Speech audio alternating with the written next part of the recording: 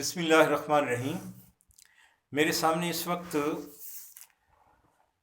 مختصر تفسیر ابن کثیر ہے۔ علامہ ابن کثیر نے اس اپنی تفسیر میں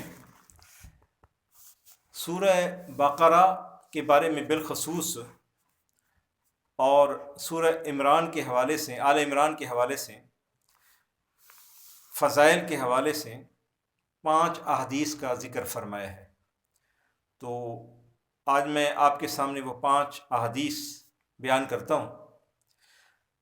پہلی حدیث سماعت فرمائیں۔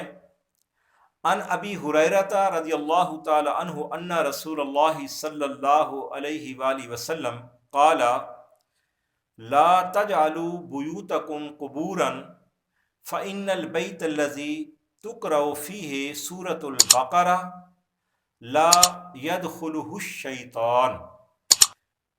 حضرت ابو ہریرہ رضی اللہ تعالی عنہ سے روایت ہے کہ بے شک رسول اللہ صلی اللہ علیہ وآلہ وسلم نے ارشاد فرمایا کہ اپنے گھروں کو قبرستان نہ بناؤ، بے شک جس گھر کے اندر سورہ بقرہ کی تلاوت کی جاتی ہے اس میں شیطان داخل نہیں ہوتا۔ دوسری حدیث کے اندر ارشاد فرمایا گیا وعن سہل بن سعد رضی اللہ تعالی عنہ ان رسول اللہ صلی اللہ علیہ وآلہ وسلم قال ان لکل شیء صناما وان صنام القرآن البقرہ وان من قرأها فی بیتہ لیلۃ لم يدخلہ الشیطان 3 لیال۔ حضرت سہل بن سعد رضی اللہ تعالیٰ عنہ سے روایت ہے، وہ کہتے ہیں کہ نبی کریم علیہ السلام نے ارشاد فرمایا بے شک ہر چیز کا عروج ہوتا ہے، ہر چیز کی بلندی ہوتی ہے، کوہان ہوتی ہے۔ وَإِنَّ صَنَامُ القرآن، اور قرآن کی کوہان جو ہے، بلندی عروج جو ہے، البقرہ سورہ بقرہ ہے۔ اور جس بندے نے رات میں یہ سورہ بقرہ کی تلاوت کی تو 3 راتوں تک شیطان اس کے گھر میں داخل نہیں ہوگا۔ اگلی حدیث پاک سماعت فرمائیں۔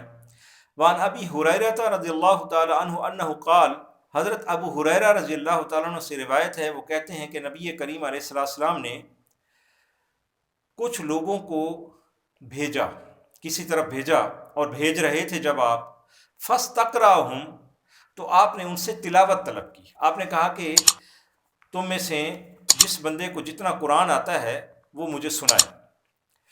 فاستقرأ کل واحد منہم معہ من القرآن، تو ان بندوں میں سے، ان لوگوں میں سے ہر ایک نے جتنا جس کے پاس قرآن تھا، جس کو جتنا یاد تھا وہ سنایا، یہاں تک کہ آپ ایک آدمی کے اوپر آئے، یعنی ایک آدمی کے پاس آئے، اور فاتا علی رجل من احدثہم، اور وہ آدمی احدثہم سنن، وہ آدمی ان باقی آدمیوں میں سے سب سے چھوٹا تھا، یعنی جوان تھا عمر کے اندر۔ فقال ما معک یا فلان، کہ تیرے پاس کیا چیز ہے؟ فقال، اس نے کہا معی کذا و کذا، یہ چیزیں ہیں، یہ صورتیں ہیں، وسورۃ البقرہ، اور میرے پاس سورہ بقرہ بھی ہے، یعنی مجھے سورہ بقرہ بھی آتی ہے۔ فقال، تو حضور نے ارشاد فرمایا امعک سورۃ البقرہ، کیا تیرے پاس سورہ بقرہ بھی ہے؟ قال، اس نے کہا نعم، ہاں۔ قال، تو آپ نے فرمایا اذهب فانت امیرہم، آپ جائیں اور آپ ان سب کے امیر ہیں۔ حالانکہ وہ عمر میں چھوٹے تھے تو سورہ بقرہ کی فضیلت کی وجہ سے آپ نے ان سب کا اس کو امیر بنا دیا۔ اگلی حدیث پاک کچھ اس طرح ہے۔ وعن ابی امامہ رضی اللہ تعالی عنہ قال سمعت رسول اللہ صلی اللہ علیہ وسلم سمعت رسول اللہ صلی اللہ علیہ وسلم یقول اقرأوا القرآن فإنہ شافع لأہلہ یوم القیامہ، کہ قرآن کی، آپ نے ارشاد فرمایا قرآن کی تلاوت کرو کہ یہ اپنے پڑھنے والوں کے لیے قیامت والے دن شفاعت کرے گا۔ اقرأوا الزہراوین، سورہ بقرہ کی تلاوت کرو اور آل عمران کی، ان کو کہتے ہیں زہراوین، ان 2 سورتوں کا نام ہے زہراوین۔ فإنہما یاتیان یوم القیامہ، کانہما غمامتان، یہ ایسے قیامت والے دن آئیں گی جس طرح کے چھائے ہوئے بادل آتے ہیں. تو راوی کہتے ہیں کہ آپ نے غمامتان ارشاد فرمایا یا غیایتان فرمایا. او کانہما فرقان، یا جیسے کہ یہ پر ہوں، دو پرندے ہوں اڑنے والے، دو پرندے ہوں اڑنے والے.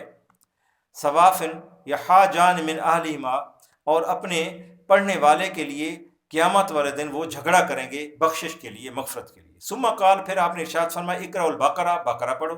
فإن أخذها برکہ، کیونکہ اس کا حاصل کرنا، اس کا پڑھنا، اس کو یاد رکھنا، اس کو تھامے رکھنا، یہ اس میں برکت ہے. وترکها حسرہ، اور اس کے چھوڑنے میں حسرت ہے، نا امیدی ہے، بے برکتی ہے، ناکامی ہے. ولا تستطيعها البطلہ، اور جادوگر اس کی طاقت نہیں رکھتے، یعنی جادوگروں کے پاس اس کا توڑ نہیں ہے. جادوگر اس کے اوپر طاقت نہیں رکھتے، اس کا توڑ نہیں ہے. جادوگر اس سے ہار جاتے ہیں، کوئی جادو اس کے مقابلے میں نہیں چلتا. باطلا مانے ساحر، السحرہ. تو آگے علامہ ابن کثیر نے معنی بھی لکھے ہیں. الزہراوان، اس کا معنی لکھا المنیرتان، روشن کرنے والی. والغیایا ما اذلک من فوقک، جو چیز تیرے اوپر چھا جائے. والفرق القطعۃ من الشیء، کسی چیز کا کوئی ٹکڑا. والبطلہ السحرہ، باطلہ کا معنی انہوں نے کیا السحرہ، جادوگر کی جمع ہے، یعنی جادوگر، بہت سارے جادوگر. کوئی بھی جادوگر سورہ بقرہ کے اوپر حاوی نہیں ہو سکتا. تو جس گھر کے اندر سورہ بقرہ پڑھی جائے وہاں پر جادو ٹونے یہ کوئی اثر انداز نہیں ہو سکتے ہیں. دیکھیں نا، اب آج کے دور کے اندر، معاشرے کے اندر یہ بہت زیادہ اس چیز کا رواج ہے، اور لوگ کمزور ذہنی کیفیت کا شکار ہوتے ہیں اور جادو ٹونے ٹکانے کی طرف چلے جاتے ہیں. ڈبہ پیر اور یہ جو عامل ہوتے ہیں فضول، ان کے پاس جاتے ہیں. تو حضور نے ہمیں نسخہ عطا فرمایا کہ جو بندہ سورہ بقرہ پڑھتا رہے گا اس کے اوپر کوئی جادو، اس کے گھر کے اندر کسی جادو کا کوئی اثر نہیں ہوگا. تو سورہ بقرہ پڑھیں، تلاوت کرائیں، سنیں، یا کم از کم ٹیپ کے اوپر یا کسی چیز کے اوپر لگا کر اس کی تلاوت سنیں، اس سے بھی وہ برکت حاصل ہو جائے گی. اور پانچویں حدیث پاک ہے، وعن نواس بن سمعان رضی اللہ تعالیٰ عنہ قال سمعت النبی صلی اللہ علیہ وسلم یقول یؤتی بالقرآن یوم القیامہ واہلہ الذین کانوا یعملون بہ تقدمہم سورۃ البقرہ وآل عمران. حضرت نواس بن سمان رضی اللہ تعالیٰ عنہ سے روایت ہے، نبی کریم علیہ السلام سے وہ کہتے ہیں کہ میں نے سنا کہ آپ یہ فرما رہے تھے یؤتی بالقرآن یوم القیامہ، قیامت کے دن قرآن کو لایا جائے گا، وآلہ الذین کانوا یعملون بہ، اور ان لوگوں کو جو قرآن پر عمل کرنے والے ہوں گے، تقدمہم سورۃ البقرہ وآل عمران، اور ان کے آگے آگے سورہ بقرہ اور سورہ آل عمران چل رہی ہوگی. اللہ تعالیٰ اچھے اعمال کی توفیق عطا فرمائے. بہت شکریہ.